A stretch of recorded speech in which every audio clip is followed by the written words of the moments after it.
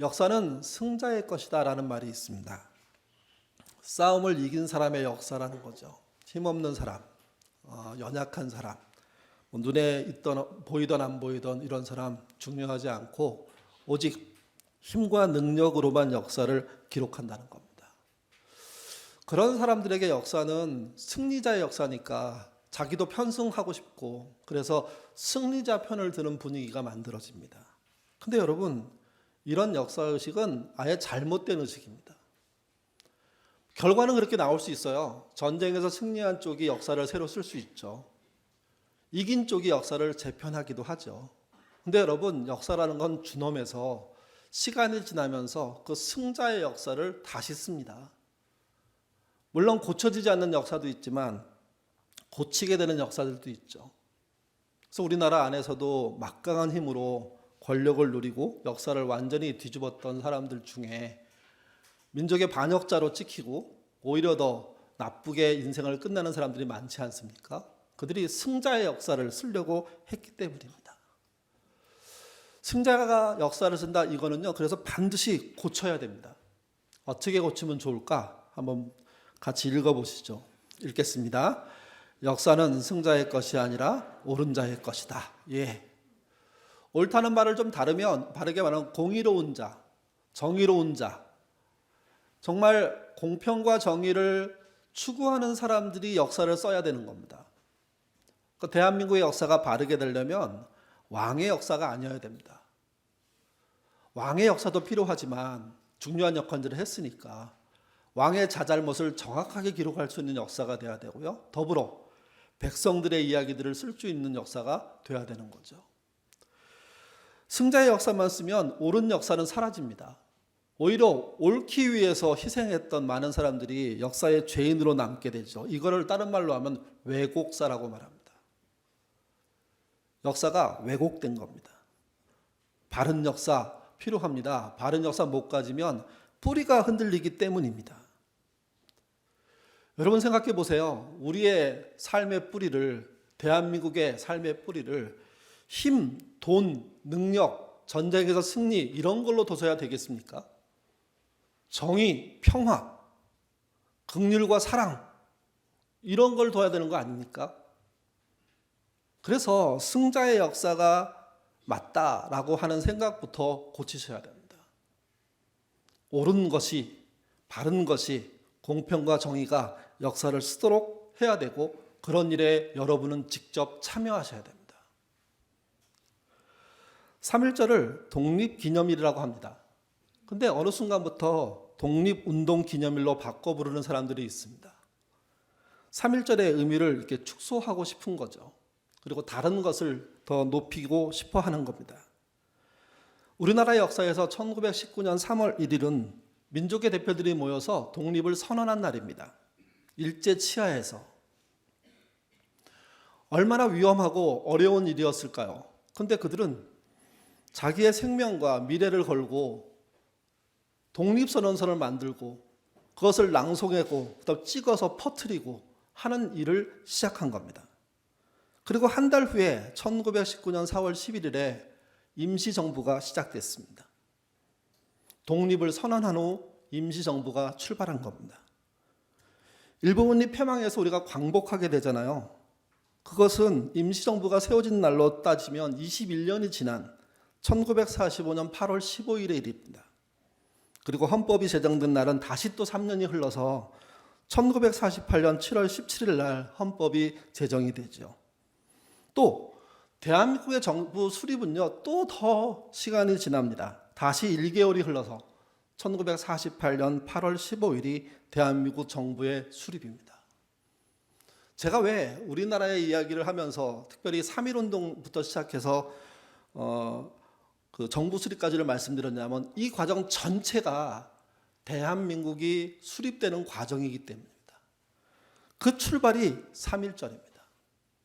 그러니 3.1절을 빼고 독립에 관해서 말할 수 없고 3.1절을 빼고 광복에 대해서 말할 수가 없습니다. 3.1절을 빼고 대한민국의 수립에 대해서 말할 수가 없는 겁니다. 그렇기 때문에 3.1절을 독립운동 선언일로 말하는 건 말도 안 됩니다. 독립선언일이죠. 그날부터 우리는 새로운 나라를 시작했고 이 나라를 만들기 위해서 부단히 노력해 29년이 지난 후에 대한민국 정부를 수립한 겁니다. 그렇기 때문에 대통령의 취임을 놓고 얘기하는 건국의 이야기는 말이 안 됩니다. 3.1운동의 정신으로 말해야 되고 그것은 광복절로 이어져야 되는 거죠. 3.1절이 있고 난 다음에 한 해가 지나서 20년에 제1회 독립선언 기념 축하식이 있었습니다. 그 자리에서 안창호 선생님이 이렇게 얘기했습니다. 같이 읽어보겠습니다. 이날은 가장 신성한 날이요 자유와 평등과 정의의 생일이요 이날은 한두 개인이 만든 것이 아니요 2천만이 만들었고 소리로만 만든 것이 아니요 순결한 남녀의 피로 만든 날이요. 예. 독립운동을 기념하는 게 아닙니다. 독립기념입니다. 그 독립기념과 광복은 한 쌍입니다. 둘 다 인정하는 게 대한민국의 정체성입니다. 오늘 본문의 다윗은 목동이었습니다. 그런데 어느 날 하나님의 부름을 받아 기름 부음을 받았습니다. 네가 왕이 될 거라고. 왕이 되는 과정은 험난했습니다. 정말 생사를 걸고 도망자로서 오랜 시간 동안 살아야 했고 때로는 미친 척, 때로는 다른 나라에 귀속되어서 나라 없는 서러움 속에 정말 방랑자처럼 사는 그런 인생이었습니다. 그의 인생이 그렇게 험난했음에도 불구하고 그는 이스라엘 나라의 왕으로서 철저히 준비되어 갑니다. 그 시작이 아둘람입니다. 다윗의 왕국에서 아둘람은요, 단순하게 어떤 굴, 동네 이야기가 아니라 다윗의 정체성, 또 앞으로 생겨날 이스라엘의 정체성입니다. 아둘람의 뜻이 무엇입니까? 우리가 오래전부터 사용했기에 다 아실 겁니다. 피난처란 뜻입니다. 아둘람을 얘기할 때 아둘람이 피난처란 사실이 중요하고 이때 더 중요한 게 있습니다. 어떤 피난처냐는 거죠. 어떤 역할을 하는 피난처냐는 겁니다. 같이 보시죠. 사무엘상 22장 1절부터 2절입니다. 읽겠습니다. 그러므로 다윗이 그곳을 떠나 아둘람 굴로 도망하매 그의 형제와 아버지의 온 집이 듣고 그에게로 내려가서 그에게 이르렀고 환난당한 모든 자와 빚진 모든 자와 마음이 원통한 자가 다 그에게 모였고 그는 그들의 우두머리가 되었는데 그와 함께 한 자가 400만.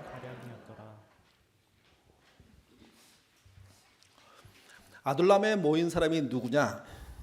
이것 때문에 한국의 꽤 많은 목회자들이 아둘람이란 말을 싫어합니다. 왜 그러냐면 아둘람을 교회가 얘기하는 것은 아둘람 같은 교회가 되자는 거잖아요. 근데 금방 읽은 본문에 아둘람 누가 모였습니까? 환난당한 모든 자, 빚진 모든 자, 마음이 원통한 자 다 모였대요. 다라는 표현, 모든 표현은 좀 과장입니다. 많은 사람이 왔다는 의미죠.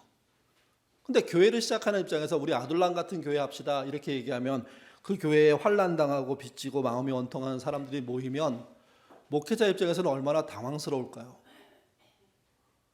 그 목사 금방 위장병 걸릴걸요? 상담을 하시는 분들이 상담을 정말 좋은 마음으로 시작하고 준비하고 실전에 뛰어들었다가 1년 안에 소진하는 경우들이 꽤 많습니다. 다른 사람의 이야기라는 게 좋은 이야기도 힘들거든요. 근데 아픈 이야기, 당한 이야기, 망한 이야기, 상처받은 이야기, 어렸을 때 그 암흑기의 이야기, 막 이런 이야기들을 연거푸 막 들으면 건강하고 정신이 좋았던 사람도요 병듭니다. 외롭고 힘들고 아파집니다.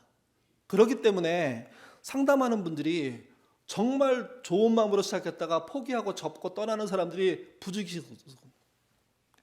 목회도 비슷합니다. 진짜 환난당한 사람을 위로하기 위해서 뛰어들고 가난한 자와 함께하고 온갖 역경 속에서 믿음으로 이겨보는 역할을 해보고 싶어서 뛰어들었다가 교우들이 쏟아놓는 그 이야기를 들으면서요 처음에는 더 열심히 기도하고 처음에는 더 노력하는데 나중에 가서요 본인도 어느 날 갑자기 확 무너져 버립니다. 우울이 오는데 걷잡을 수 없는 우울이 옵니다. 말도 못해요. 왜? 목사가 우울증에 걸렸으면 기도하지 않았기 때문이다 라는 게 대한민국의 통솔인데, 아둘람의 사람들이 모였습니다. 빚진 자, 상처 입은 자, 환난당한 자, 원통한 자들이 모였으니 그곳이 조용할까요? 그들의 관계가 편안할까요? 그러지 못한 곳이라는 겁니다. 그래서 한국교회에서 아둘람 같은 목회 이야기하는 데가 많지 않습니다. 심지어 저희 교회가 아둘람을 속으로 이름을 썼더니 한 분이 그러더라고요. 왜 해필이면 그런 이름을 써가지고 혹시 어려운 사람만 오지 않아요? 뭐 이렇게 물어보더라고요. 올 수 있죠. 근데 우리는 그들을 품기 위해서 하겠다고 얘기했는데 그 얘기를 듣는 사람들은 글쎄요, 그걸 할 수 있나? 그렇게 걱정하는 게 아둘람이거든요. 다윗 시대의 아둘람도 만만치 않았을 겁니다. 여러분, 굴이 얼마나 큰지 모르겠지만 400명, 600명이 들어갈 수 있는 굴이라고 하더라도 400명, 600명이 한 굴 속에서 살고 있다는 것 자체가 삶으로서는 정말 척박한 거 아닐까요? 사울로부터 피해 있는 것은 가능한 일이고 괜찮은 일이지만, 그래서 기회이지만, 근데 그 안에서 하루 이틀이 아니라 몇 날을 계속 지내면서 개월수가 쌓이기 시작할 때 그곳에서 벌어질 일들은 뻔합니다. 갈등이고 힘겨움이고 고통이고 개인이 없는 삶이고 그런 삶이 됐을 거라는 거죠, 이게. 근데 여러분, 그곳이 다윗 왕국을 출범시킨 그런 근간이 되는 곳입니다. 하나하나 뼈를 맞춰 세우는 곳입니다. 살을 덧입히는 곳입니다. 그 아둘람이 없었다면요, 다윗은 왕 되지 못했을 겁니다. 왕이 됐어도 별 볼 일 없는 왕 사울처럼 끝날 가능성도 매우 높습니다. 아둘람이 있어서 가능했었던 겁니다. 그곳에서 견디면서 자신을 왕으로 키우는 것은 물론이고 사람다운 사람으로 키우기 위해서 노력하는 그 여정이 결국 그가 왕이 되게 한 거죠. 이 말은 그래서 다윗이 완벽하다, 온전하다 이런 말씀을 드린 게 아닙니다. 부족하고 연약하지만 그 훈련의 장소가 함께 훈련하는 사람들이 있었기 때문에 가능하다는 겁니다. 다윗이 왕으로 갈 때, 아둘람과 함께 있을 때 여러 가지 사건들이 벌어지죠. 그때 진실성 또는 정체성 이런 문제를 키우는 사건들이 있었습니다. 그 중에 하나가 오늘 23장에 나오는 본문입니다. 아둘람 굴에서 약 5km 정도 떨어져 있는 그일라라는 곳에 블레셋이 침략했습니다. 1년 동안 농사지은 건 모두 빼앗아 갑니다. 그 소식을 바로 들었습니다. 그때 다윗의 입장에서는 그일라 사람들이 유다 사람들이기 때문에 자기 족속의 사람들이거든요. 자기 지파의 사람들이 바로 앞에서 블레셋의 위기를 당했으니 도와주고 싶은 겁니다. 근데 자기 혼자라면 어떻게 해보겠는데 아둘람의 사람들이 함께 있고 또 그들은 지금 뭐 하고 있는 거냐면 사울 왕을 피해서 숨어 있는 겁니다. 나서면 움직이면 노출되고 그러면 사울의 앞잡이들이 추격들이 쫓아올 것이고 어떻게 해서 블레셋은 이길 수 있을지 모르겠지만 반대로 사울의 왕의 추적을 막을 방법이 없게 되는 겁니다. 아둘람 공동체가 안전이냐 긍휼이냐 우리냐 우리의 민족이냐 하는 갈림길에 쓴 겁니다. 여러분, 안전이 먼저일까요? 긍휼이 먼저일까요? 상황에 따라 다릅니다. 안전을 도모하고 긍휼을 베풀 수 있는 길이 있다면 그렇게 할 수 있겠죠. 근데 블레셋에게 1년 농사를 전부 빼앗긴 사람들의 입장에서 이제 시간 좀 지나면 되찾아올 방법이 없습니다. 전쟁을 일으켜야 됩니다. 그러니 지금 아니면 방법이 없는 겁니다. 이런 경우에는 촉각을 다투니까 안전을 포기하고 어떤 일을 합니까? 위험한 일들을 할 수 있게 되는 거잖아요. 다윗도 그런 상황이 됐고 그런 생각을 갖게 된 겁니다. 안전을 택하고 만약에 긍휼을 버리게 되면 많은 사람들이 그런 생각해요. 다음에 긍휼한 일을 하면 되지. 근데 아니고요. 큰 문제일수록 상처가 됩니다. 이게 무슨 얘기냐면 우리가 길을 가다가 누군가 다쳐서 쓰러져 있어요. 근데 가족들이 같이 가는데 아이들도 있고 하니까 무서워하고 이렇게 피해서 가게 되면 아이들 입장에서 또 부모 입장에서 그냥 그날 지나가고 끝났다고 생각하는데 아니요. 그 사건은 그 아이 가족에게 어떤 패배감 같은 걸 만들어냅니다. 마음의 상처 같은 걸 만들어냅니다. 그때 적절하게 행동했어야 되는데, 도와줬어야 되는데. 그래서 실제 가서 붙잡고 어떠세요? 위험해. 야, 누구 전화해라. 119에 전화하고 막 이런 과정들을 통해서 이 사람을 도우면 귀찮은 일이고 그다음에 번거로운 일이 되긴 하겠지만 그 가족은요, 그 일을 통해서 나름 자부심이라는 걸 갖게 돼요. 자부심은 못 갖는다고 하더라도 사람답게 살고 있구나 하는 자의식을 갖게 돼요. 그래서 여러분, 안전과 긍휼 또는 안전과 공의, 안전과 의리에 관련된 문제가 딱 부딪히는 순간 잘 생각하셔야 돼요. 너무 쉽게 안전을 선택하는 순간 긍휼과 공의가, 의리가 무너지거든요. 그러면 양심에 상처를 입습니다. 다음에 그런 사건이 벌어지면 더 물러납니다. 더 피합니다. 더 약해집니다. 그게 문제라는 겁니다. 아둘람 공동체 입장에서도 잘 지내고 있고 잘 숨어 있으니까 그냥 안전하게만 가자 했는데 동족이 블레셋에게 1년 농사를 다 빼앗기는 일이 5km 바깥에서 벌어졌고 소식을 들었으니 지금 움직여야 되거든요. 그때 다윗이 한 행동을 보십시오. 같이 보시죠. 사무엘상 23장 2절입니다. 읽겠습니다. 이에 다윗이 여호와께 묻자와 이르되 내가 가서 이 블레셋 사람을 치리이까? 여호와께서 다윗에게 이르시되 가서 블레셋 사람을 치고 그 일가를 구원하라. 예, 즉각 물었고 즉각 감동이 왔습니다. 근데 문제는 이거예요. 가려고 하는데 혼자 간다면 지금 가면 돼요. 근데 이게 아둘람하고 같이 있잖아요. 적어도 400명, 많으면 600명. 그들하고는 얘기를 해야 될 거 아니에요. 내가 지금 그 문제를 놓고 마음속으로 기도했는데 하나님이 감동을 줬다. 우리 가자. 그때 아둘람의 반응이 중요하지 않습니까? 그래 갑시다 하면 다행이지만 아니요 하면 그때부터 그 아둘람 안에는요 균열이 시작되는 거거든요. 다윗이 얘기했습니다. 하나님의 감동으로 가야 한다고. 성경의 표현으로는 말씀하셨으니 가야 된다는 겁니다. 그때 어떻게 반응했는지 3절, 4절 같이 읽겠습니다. 다윗의 사람들이 그에게 이르되 보소서 우리가 유다에 있기로 두렵거든 하물며 그릴라에 가서 블레셋 사람들의 군대를 치리하는지라. 다윗이 여호와께 다시 묻자온데 여호와께서 대답하여 이르시되 일어나 그릴라로 내려가라. 내가 블레셋 사람들을 내 손에 넘기리라 하신지라. 말했더니 거절합니다. 안전을 택하자고 얘기합니다. 그랬더니 4절에 기도했답니다. 이거는 혼자 물었다는 뜻이 아닙니다. 모두가 있는 자리에서 하나님께 다시 묻는 기도를 했다는 거죠. 혼자 할 수 있을지도 모릅니다. 그러나 어쨌든 대표적인 성을 띠고 기도한 겁니다. 그랬더니 하나님이 블레셋을 치라고, 그 빼앗을 것을 다시 뺏어오라고 그렇게 알려주신 겁니다. 여기에 지혜가 있고요. 여기에 믿음이 있습니다. 여기서 믿음이란 것은 말씀에 의해서 움직이겠다는, 하나님의 뜻에 의해서 움직이겠다는, 그걸 빼더라도 긍휼과 공의와 의리로 움직이겠다는 내용이 들어있는 겁니다.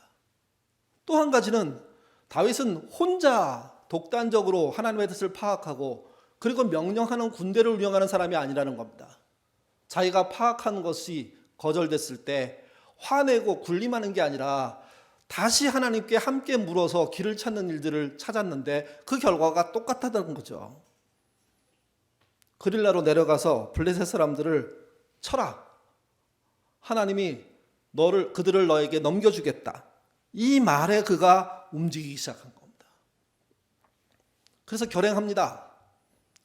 숨어있던 자들이 다 나와서 그릴라로 내려가서 블레셋을 치고 곡식을 다 빼앗아서 원상복귀 시켰는데 문제가 발생하죠. 14절 말씀 같이 읽겠습니다.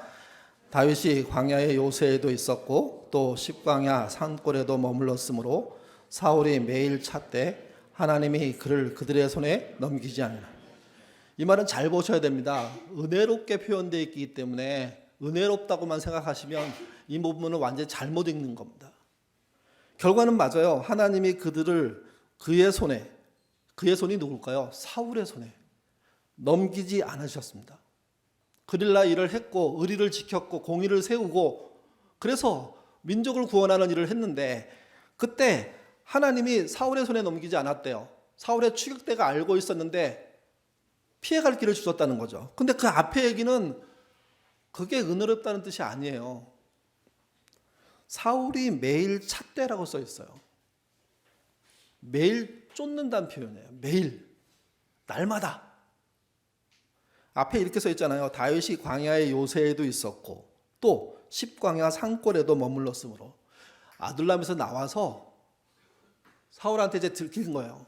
사울이 추적해 오니까 어느 산골에 있는 요새에 숨어 있다가 다행히 좀 시간이 지나니까 편안했는데 다시 또 걸려가지고 거기서 나와가지고 또 어느 계곡의 어느 지점에 가서 숨어 있다가 400명, 600명이 그 일을 날마다 반복하고 있다는 얘기예요. 날마다. 계속 쫓겨다니고 있다는 얘기예요. 근데 그게 하나님의 보호 때문에 넘어가지는 않고 텐트를 많이 쳐본 분은 알 겁니다. 처음 텐트를 치면 그 폴대를 어디다 박아야 할지 어떤 모양으로 써야 할지 모릅니다. 그래서 하나하나 맞춰가지고 해봐서 완성품을 보면 그림이 그려지죠.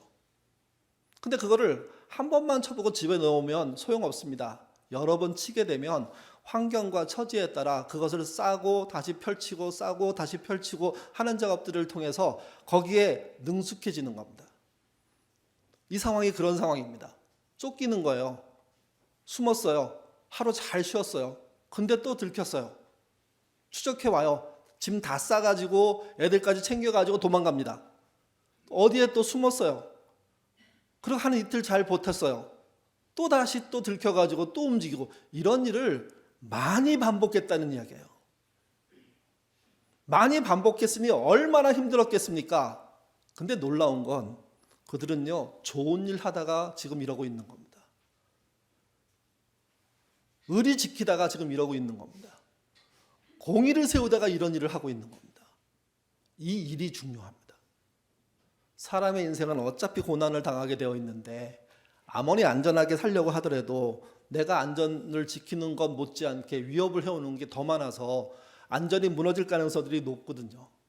그래서 안전하다 숨자 쉬자 누리자 행복하자 하는 이야기로 계속 빠져들어가면 그 삶이 행복해질 것 같지만 아니요. 외부의 안전치 못한 일들 때문에 어려움을 당하게 돼 있습니다. 그때 가서 놀랍니다. 내가 훈련되어 있지 않다는 사실을, 위기에 능하지 않다는 사실을, 해결하기 위해서 해결책을 찾을지 모르는 사람이라는 사실을 모르는 겁니다.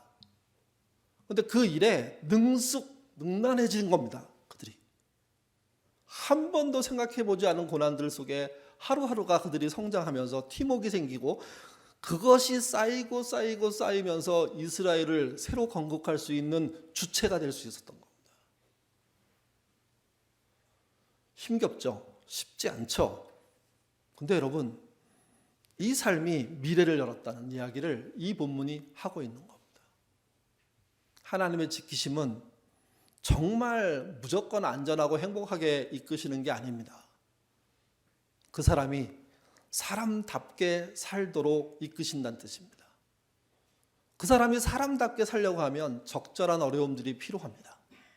그 어려움이 없게 하는 것, 이게 신앙이 아니라 그 어려움을 기도로 그분의 뜻으로 함께 노력하는 협동심으로 이겨나는 것, 이게 신앙이라는 겁니다. 다윗은 아둘람을 통해서 그런 힘 있는 조직력을 만들어내기 시작했고 그들은요 서로 서희가 안 좋은 사람이 왜 없겠습니까? 근데도 그 힘과 그 노력과 그 수고로 새로 나라를 건국하는 일에 뛰어드는 존재가 됐다는 거죠. 이게. 그래서 아둘람의 모험이 새로운 이스라엘을 만든 겁니다. 다윗이 대단한 왕으로 등장하는 이유가 거기 있습니다. 물론 다윗의 후반부의 삶이 절대로 신앙인으로서 본받을 만한 삶이 아니기 때문에 전체가 100% 옳다 말할 수 없습니다. 그러나 그가 왕이 되기까지의 과정들을 살펴보면 그래도 정말 하나님 앞에 최선을 다한 사람이구나 하는 것을 알 수 있는데 그 최선을 다하는 삶의 내용 속에 아둘람을 뺄 수가 없다는 겁니다. 망한 사람들이 모여서 나라를 세운 거죠. 나라를 세우게 된 이유는 쫓기면서 그들이 서로 대화하고 살려주고 기회 얻고 나눠 먹고 힘들 때 들어주고 그리고 함께 싸우고 함께 망명 가고 거기서 정말 통한의 눈물을 흘리고 다시 돌아오고 아둘람의 모험이 없으면 다윗은 없습니다. 예인교회는 사고 난 교회에서 교인 일부가 나와서 시작한 교회입니다. 첫 예배를 2001년도 송구 영신 예배로 드렸습니다. 물론 그 앞에 여러 모임들이 있었죠. 중동에 있는 한 예식장 빌려서 그 장면이 얼마나 낯설든지 그 예식장에 식당으로 쓰는 곳에 조그만 강대상을 만들고 거기에 모여서 겨우 인쇄된 주보 하나 들고 송구 영신 같이 드리고 그 다음에 말씀 카드 하나씩 받고 그리고 한 해를 시작한 겁니다. 그리고 그 다음 주부터 복사골 문화센터를 빌릴 수 있었습니다. 19년 동안 변함없이 썼습니다. 뭐 변함이 없다 그래서 어려움이 없다는 뜻은 아닙니다. 한 번은 뭐 이단이 시 건물에 들어와서 예배드리고 있다고 신고가 들어가가지고 뭐 죄를 짓지도 않았는데 오라 가라 막 만나자. 그래서 만났더니 시의 과장이 여러 가지 물어보더니 이해했다고. 하여튼 뭐 저희는 특별한 조치 안 하겠다 이런 식의 이야기로 슬그머니 넘어가기도 하고 많은 어려움이 있었지만 그럼에도 불구하고 무려 19년을 거기를 사용했습니다. 저는 예인 가족들에게 이 공간이 하나님 주신 선물, 위로라고 생각합니다. 그냥 조그만 상가 구석에 몰려 살 수밖에 없었는데 그런 공간을 열어주고 그 공간에 들어가서 19년 동안 예배 드릴 수 있었으니까요. 한 번은 TV에 나왔는데 그 건물 전체를 찍어가지고요. 예인교회 이렇게 나왔더라고요. 그래서 이제 나중에 본 저희 동기들이나 아니면 아는 분들이 야 언제 그렇게 크게 건축을 했냐고 소식도 없이 그래서 얼마나 웃었는지 모릅니다. 그거 아니라고 문화센터라고 그랬더니 예인교회라고 거기다 박아놨던데 예인교회가 그곳에 들어갔을 때 만약 우리도 그냥 잘 교회 성장시켜서 운 좋으면 건물 짓고 또 그때 바람이 있었던 이렇게 원했던 몇몇 분들은 빨리빨리 성장해가지고 원래 전교회 옆에다가 더 큰 예배당 지어야 된다고 막 그러기도 하셨거든요. 그렇게 지냈으면 지금의 예인이라는 게 좀 달라졌을까요? 아니 많이 달라졌을 것 같아요. 저희가 거기 들어가서 아무도 찾아오지 않는 곳에 숨어서 간판도 없이 사실은 교회 성장을 버리자는 이야기를 했습니다. 여러분 그 당시에 교회의 관으로 따지면 성장을 버리자 이 얘기는 하기 참 어려운 말이에요. 웬만하면 성장시켜서 독립해야지. 이게 기본인데. 그리고 거기서 끝나지 않았어요. 민주적인 교회 운영이라는 이야기들을 시작했어요. 만인제 세상을 어떻게 우리 시대에 맞게 구현할 수 있을까? 교회의 민주적인 운영이라는 게 저희만 한 말은 아니지만 그때 동시다발적으로 여러 교회들이 막 얘기하면서 지금까지 오고 지금 교회를 시작하는 많은 젊은 목회자들은요 민주적인 교회를 기본으로 앉는 사람들이 많습니다. 그리고 그때 소유는 최소한 나눔은 최대한에 대한 이야기를 했습니다. 교회 재산을 쌓지 않고 최대한 나누자. 어렵게 벌어서 헌금한 건데 귀하게 쓰자. 그리고 도시공동체 아둘람 얘기했습니다. 우리 아둘람이 피난처가 되자. 또 그때 했던 얘기가 건물 없는 교회였습니다. 건물을 소유하지 않고 소유한다고 하면 세상을 위한 건물로서 소유하자. 그것으로 가기 위해서는 어렵겠지만 부단히 우리가 애쓰고 노력하고 발품 팔자. 그런 정신이었죠. 그게 저희들의 정체성이었습니다. 민주적인 교회, 소유는 최소한 나눔은 최대한, 도시공동체 아둘람, 건물 없는 교회. 물론 다른 분들은 정관, 목사의 임기제, 운영위원회 독립 이것부터 얘기하죠. 아니요. 이거는 그런 이야기를 하면서 발생한 부수적인 결과들입니다. 핵심 상황이 아닙니다. 중요한 내용도 있지만 우리가 꾼 것은요, 정말 교회가 수평적인 교회가 돼야 되고, 정말 교회가 세상을 위한 나눔의 장소가 돼야 되고, 정말 교회가 피난처가 돼야 되고, 건물에 의존하지 않고 건물 짓고 보수하냐고 평생 바치는 그런 것은 안 돼야 된다고 생각한 겁니다. 때로는 허무맹랑하다는 얘기도 듣고, 때로는 문화센터 쫓겨나면 어떡할 거냐 하는 얘기 때문에 걱정도 하고, 때로는 여러 가지의 현실적인 갈등을 겪었지만 이 네 가지의 기본 정신을 놓지 않으려고 엄청 노력했습니다.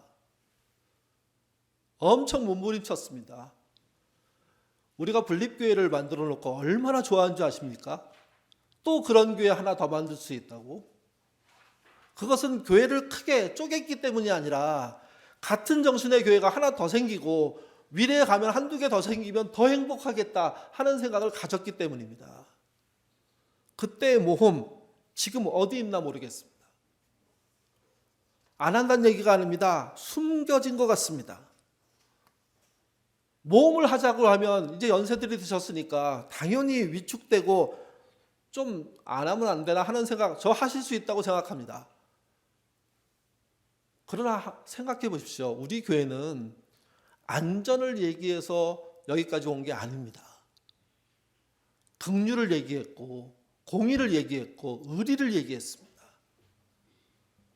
그래서 교회가 우리의 뜻과 다르게 성장할 수 있게 되었고 분리까지 하는 경험도 하고 개척도 하고 더 많은 교회들에게 희망을 줬던 것 아니겠습니까? 19년 이상 썼던 문화센터가 코로나 입학해서 못 쓰게 됐습니다.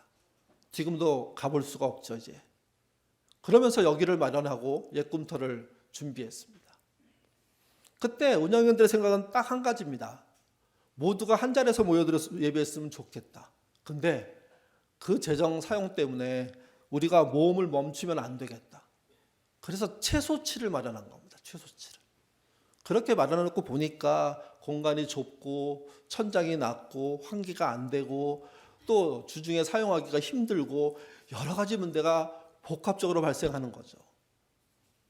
이거 다 통합해서 더 넓은 데로 이사 가자. 그렇게 말씀하지 않으셔야 됩니다. 여기서 해야 될 일은 우리가 그동안 해왔던 정신들을, 정체성들을 어떻게 지킬 거냐, 이 얘기를 시작하셔야 됩니다.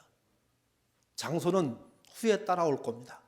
따라가게 될 겁니다. 따라가야 됩니다. 장소가 먼저이고 그 다음에 우리의 정신이 먼저라고 얘기하는 순간 우리는요, 우리가 비난했던 교회들과 똑같은 모양으로 갈 수밖에 없게 된다는 거죠. 네트워크형 교회는 그런 의미에서 2022년 11월 달 총회를 통해서 교회가에게 귀하게 넣었던 내용이죠. 설교안이나 화면에 있지만 오늘은 이 얘기는 하지 않고요. 다음 주에 얘기로 하고 그 방향성이라는 걸 정한 겁니다.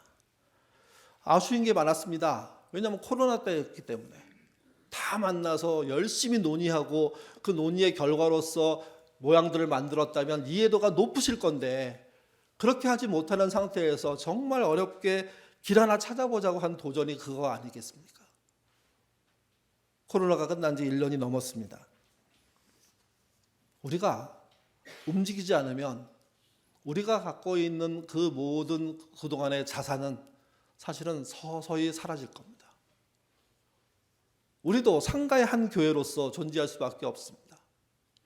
이곳 유지하고 이곳 환경 개선하고 좁으면 좀 넓히고 뭐 그렇게 하겠죠.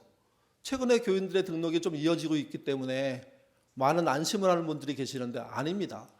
찾아온 분들 고마운 분들이지만 우리는 우리의 정체성을 발전시켜야 됩니다. 그 정체성을 놓치면 예인이 아니기 때문에 그렇습니다. 네트워크형 교회는 정체성을 확대하자는 이야기입니다. 그걸 위해서는 많은 논의가 필요하고 때로는 토론이 필요할 겁니다. 그런데 그 일을 하지 않으면 누가 할까요? 또 하게 되는 사람들이 하도록 해주지 않으면 누가 할까요? 항상 인생을 많이 산 분들의 경륜과 그들의 기도와 그들이 갖고 있는 고견은 소중합니다. 그런데 거기에 한 가지가 더해져야 됩니다. 미래를 향한 모험도 포함돼야 되는 겁니다. 그 모험을 놓은 상태에서 안정은 사실은 그 안정 이유가 없는 안정으로 갈 가능성이 높다는 거죠.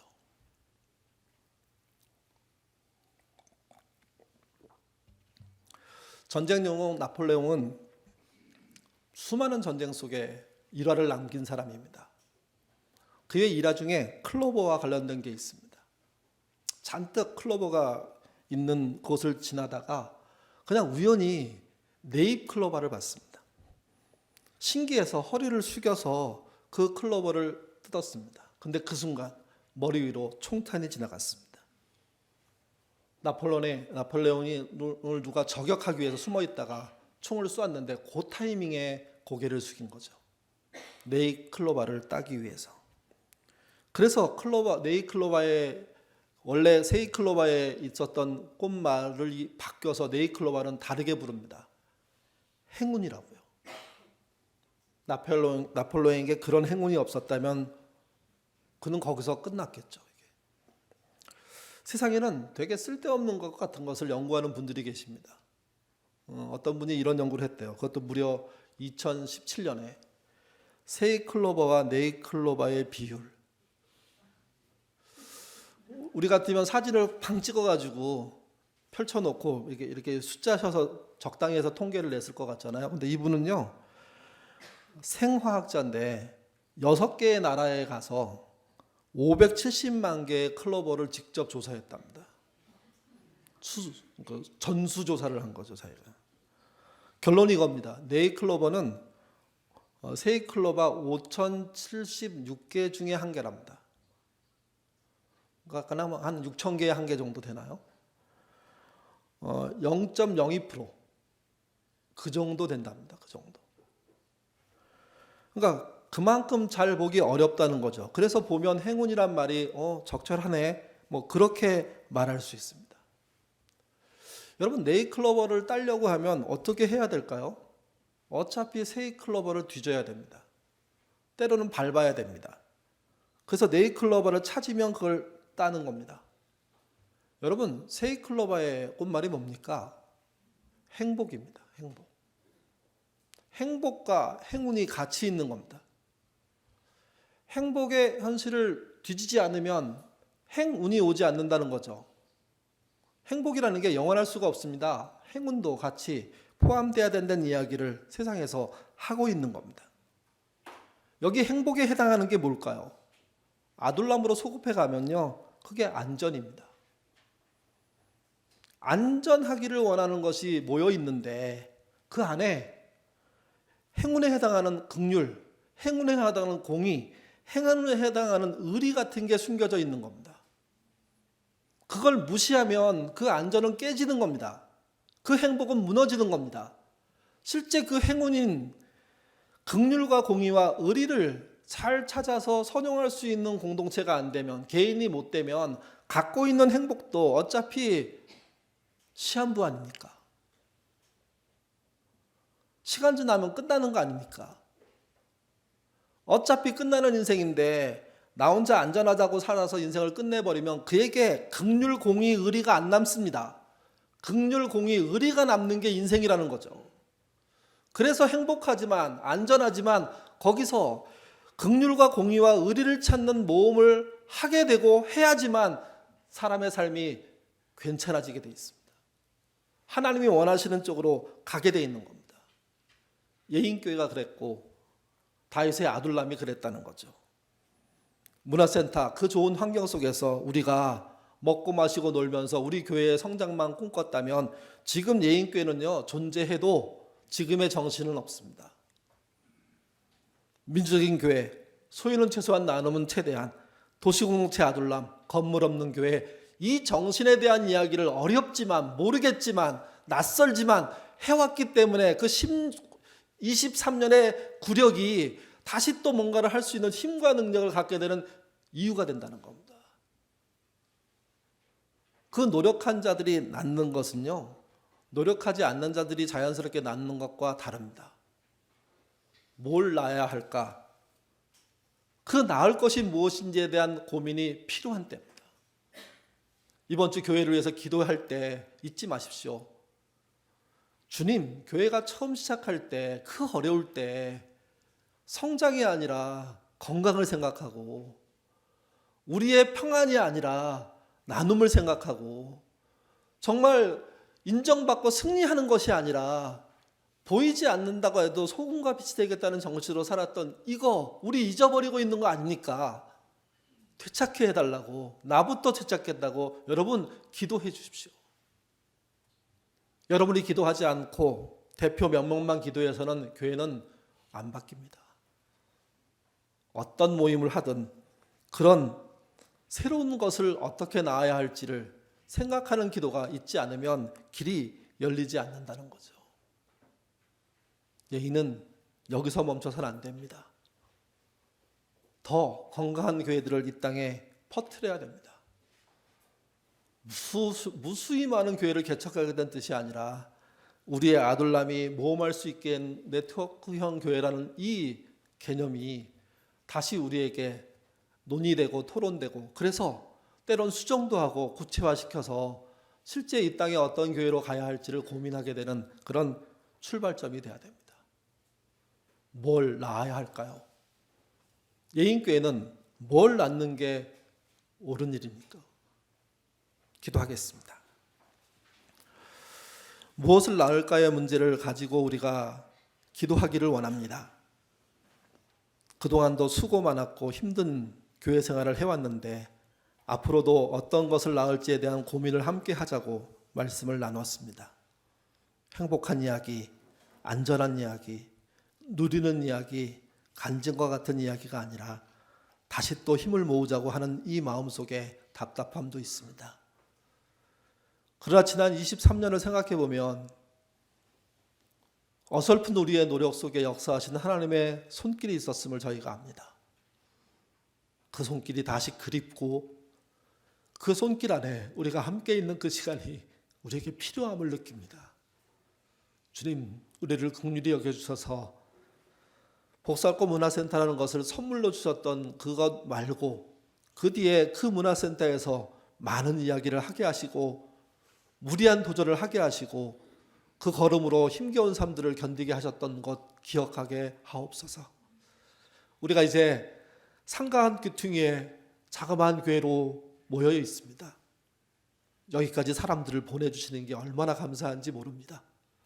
그들 모아서 더 큰 공간 얻겠다는 생각으로 우리의 시간을 허비하지 않게 도와주시고 우리에게 주셨던 그 좋은 정체성들 더 한번 키워보려고 하는, 그래서 더 많은 교회들에게 건강한 교회에 대한 이야기를 하게 되는 우리가 될 수 있도록 인도하여 주옵소서.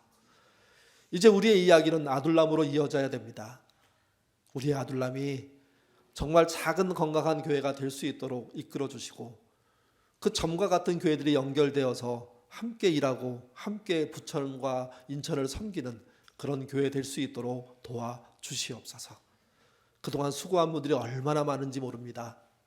젊었을 때 만났는데 머리에 그 희끗함이 볼 때마다 미안하고 볼 때마다 감사한 그들이 세상을 떠날 때 자랄 때 칭찬받는 그런 교회를 남길 수 있도록 하나님 허락하여 주시옵소서. 감사하며 예수님 이름으로 기도드립니다.